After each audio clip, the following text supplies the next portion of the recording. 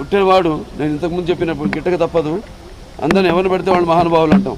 Recent గా నందమూరి తారక రామారావు వారసుడు అంటూ నందమూరి కుటుంబం మొత్తం కలిసి జానకీరామ్ కొడుకు తారక రామారావుని సినిమా ఇండస్ట్రీకి పరిచయం చేశారు. ఈ ఈవెంట్ కి నందమూరి కుటుంబంలో ప్రతి ఒక్కరు కూడా విచ్చేశారు. నందమూరి తారక రామారావు గారి వారసుడు అంటూ, అసలైన నందమూరి తారక రామారావు వారసుడు అంటూ, అందుకనే పుట్టగానే నందమూరి తారక రామారావు అనే పేరు పెట్టామంటూ, తాతగారి ఆశీస్సులు ఈయనపై ఎప్పుడూ ఉంటాయంటూ నందమూరి కుటుంబం మొత్తం కలిసి జానకీరామ్ గారి అబ్బాయిని పరిచయం చేశారు. వైవిఎస్ చౌదరి దర్శకత్వంలో రీసెంట్ గా సినిమాని కూడా అనౌన్స్ చేశారు. మరి జూనియర్ ఎన్టీఆర్ పేరు కూడా నందమూరి తారక రామారావే కదా. ఒకవేళ జానకీరామ్ కొడుకు సినిమా ఇండస్ట్రీలోకి ఎంట్రీ ఇచ్చి ఒకే పేరుతో ఇద్దరు హీరోలు ఉంటే ఆడియన్స్ కూడా కన్ఫ్యూజ్ అవుతూ ఉంటారు. గూగుల్లో కూడా నందమూరి తారక రామారావు అని కొడితే వీళ్ళిద్దరితో పాటు సీనియర్ రామారావు గారు కూడా కనిపిస్తారు. మన జూనియర్ ఎన్టీఆర్ గారి పేరు కూడా నందమూరి తారక రామారావు గారే. ఇప్పుడు జానకీరామ్ గారి కొడుకు పేరు కూడా నందమూరి తారక రామారావే. కొంత సమాచారం ప్రకారం జూనియర్ ఎన్టీఆర్ సినిమాల్లోకి ఎంట్రీ ఇచ్చే వరకు ఆయన పేరు నందమూరి తారక రామారావు కాదు.